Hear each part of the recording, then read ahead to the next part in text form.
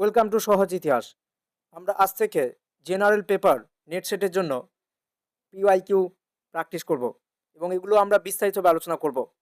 প্রথম প্রশ্ন, arrange the following chronologically on the basis of their launch year.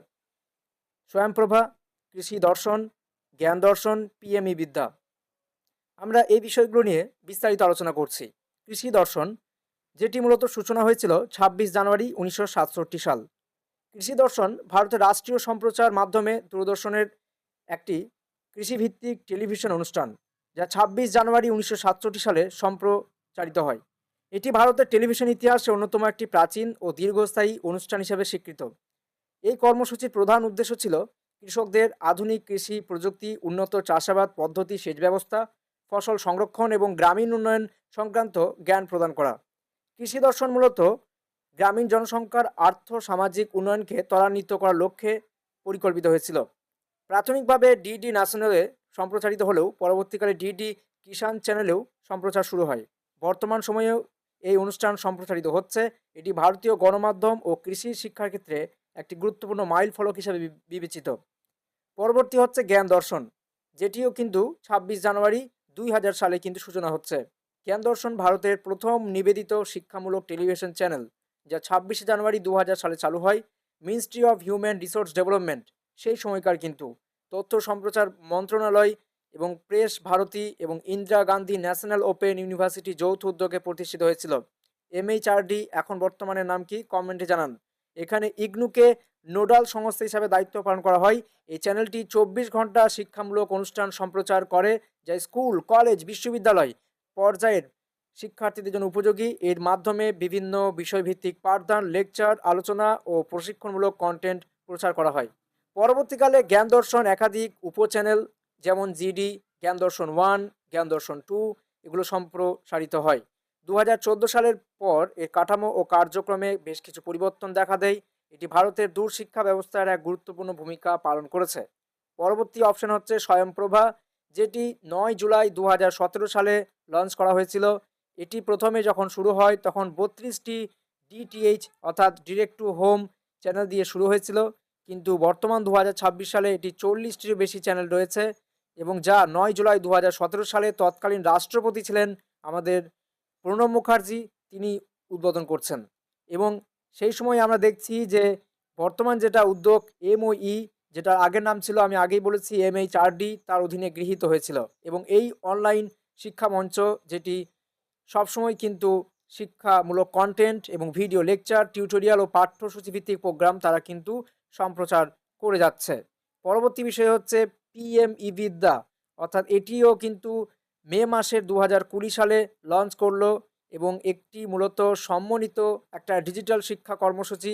COVID-19 pandemic প্রেক্ষাপটে শিক্ষা ব্যবস্থার ধারাবাহিকতা রক্ষার জন্য এটি চালু হয়েছিল এবং 2020 সালের 17 মে অর্থমন্ত্রী নির্মলা সীতারামনের দ্বারা এটি প্রকল্প ঘোষণা করা হয় এবং ওই একই বছরে মে মাসে এটি কার্যকর করা হয়েছিল, যা মিনিস্ট্রি অফ এডুকেশনের দ্বারা পরিচালিত হচ্ছিল। পিএমই বিদ্যা বিভিন্ন ডিজিটাল ও অনলাইন শিক্ষামূলক প্ল্যাটফর্মকে একত্রিত করেছে এবং আমরা এখানে দেখছি দীক্ষা, সোয়েম, পাঠশালা, ডিটিএইচ শিক্ষামূলক চ্যানেলগুলো দিয়ে কাজ চালাচ্ছে। 12টি ডিটিএইচ চ্যানেল চালু থাকলেও পরবর্তীকালে যা 200-র অধিক চ্যানেল সম্প্রসারিত করা হয়েছে। পরবর্তী প্রশ্ন হচ্ছে verbal association learning was proposed by.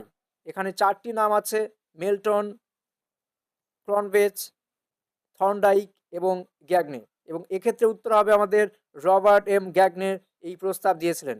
Verbal association learning জিনিসটা কি আমরা বিস্তারিত আলোচনা করব, কিন্তু তার আগে আমাকে জানতে হবে রবার্ট গ্যাগনে, যিনি একজন আমেরিকান শিক্ষা মনোবিজ্ঞানী এবং তিনি কন্ডিশনস অফ লার্নিং যে তত্ত্ব দিচ্ছেন 1965 সালে যে প্রকাশিত গ্রন্থে, সেখানে তিনি যে হায়ারকি অর্থাৎ ধাপে ধাপে যে শ্রেণীবিন্যাস উপস্থাপন করেছেন, এটি মূলত 8টি প্রধান ধরনের মধ্যে ভাগ করেছেন, যার মধ্যে ভার্বাল অ্যাসোসিয়েশন লার্নিং ছিল একটি চতুর্থ ধাপ।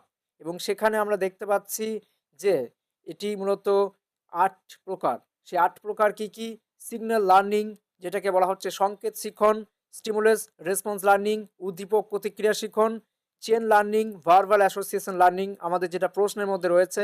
এছাড়াও আমরা দেখছি যে বৈষম্য শিখন, ধারণা শিখন, নিয়ম নীতি শিখন এবং সমস্যা সমাধান, প্রবলেম সলভিং সবই কিন্তু রয়েছে। আমরা শুধু তাই নয়, গ্যাগনে তিনি শিক্ষণের 5টি প্রধান আউটকাম অর্থাৎ ফলাফল চিহ্নিত করেছেন এবং 9 ইভেন্টস অফ ইনস্ট্রাকশন দিয়েছেন, যেগুলি শিক্ষণ প্রক্রিয়াকে কার্যকর করার জন্য 9টি ধাপ বলা যেতে পারে। পরবর্তী অপশন মেল্টনকে নিয়ে যদি আমরা দেখি, তাহলে দেখতে পাবো মেল্টন তিনি শিক্ষণের বিভিন্ন বিভাগ নিয়ে কাজ করেছেন। এছাড়াও থর্নডাইক তিনি কিন্তু ল অফ ইফেক্ট এই সমস্ত বিষয়গুলো বোঝানোর চেষ্টা করেছেন। পরবর্তী প্রশ্ন আমাদের সেটি দেখা যাচ্ছে এখানে বেশ কিছু স্টেটমেন্টস দেওয়া হয়েছে এবং বলা হয়েছে রাইট কম্বিনেশন কোনটি, অর্থাৎ এখানে কিছু স্টেটমেন্ট ভিত্তিক প্রশ্ন দেওয়া হয়েছে, আমাকে ট্রু ফলস খুঁজে বার করতে হবে। সেক্ষেত্রে দেখা যাচ্ছে প্রথম যেটি A, teaching is included in learning, এটা কিন্তু অবশ্যই ট্রু। বি যেটা বলা হয়েছে সেটা কিন্তু ফলস, আসলে সেটা কিন্তু ট্রু হবার কথা। এবং সি যেটা বলা হয়েছে teaching is included in learning, false, এটাও কিন্তু আসলে কম্বিনেশন রাইট হচ্ছে না। এক্ষেত্রে উত্তর হবে এ এবং ডি।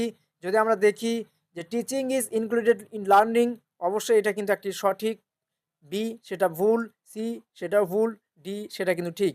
পরবর্তী প্রশ্ন, according to blooms CFT classification of educational objectives is an example of psychomotor domain, অর্থাৎ 4টি অপশনের মধ্যে আমার এখানে উত্তর হচ্ছে কি ম্যানিপুলেশন।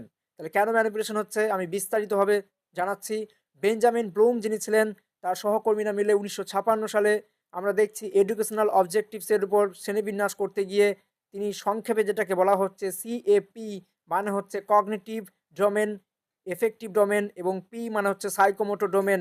অর্থাৎ কগনিটিভ বলতে এখানে জ্ঞানীয়, এফেক্টিভ বলতে ভাবমূলক বা আবেগীয়, এবং সাইকোমোটর বলতে মনো, শারীরিক এবং চলনশীল ক্ষেত্র, অর্থাৎ শারীরিক দক্ষতা, হাতের কাজ এবং শারীরিক নড়াচড়া সমন্বয়। আমার প্রশ্নের মধ্যে সাইকোমোটর চেয়েছে, তাই সেক্ষেত্রে আমরা দেখব যে অপশনগুলো ছিল সেগুলো হচ্ছে যে অর্গানাইজিং, অর্থাৎ এফেক্টিভ ডোমেনের মধ্যে একটি স্তর এটা।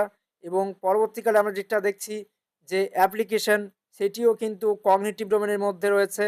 এরপর অ্যাপ্লাইং, সেটিও কিন্তু আমাদের উত্তরের মধ্যে হচ্ছে না।